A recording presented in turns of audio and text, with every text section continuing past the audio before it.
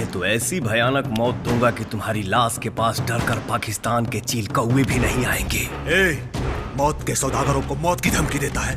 अरे हम जहाँ कहते हैं ये मौत की तवायफ उसी के घर मुजरा करती है। हिंदुस्तानी सिर्फ बोलने से नहीं होता। हम वो बुज़दिल नहीं जो धोखे से वार करे। हिंदुस्तानी शेर तो भेड़ियों के मान में घुसकर उनका शिकार करते हैं। जिगरा होना चाहिए, हिम्मत। तुम्हें ऐसे ला के दिखाओ। हलाल करते वक्त बकरों के छटपटाने से उनके ताकत का अंदाजा लगता है। आज तुम्हें भी छटपटाने का मौका दिया जाएगा। हलाल तो तू होगा हिंदुस्तानी काफिर। हम तो तुझे ऐसा हलाल करेंगे कि छटपटाने का वक्त भी नहीं मिलेगा। शायद तुझे मेरी ताकत का अंदाजा नहीं। पाकिस्तान का बच्चा बच्चा हमारी जान बचाने यहाँ आएगा। आवाज मुंह से निकाला कि पिछवाड़े से या पूरा पाकिस्तान बहरा हो गया है।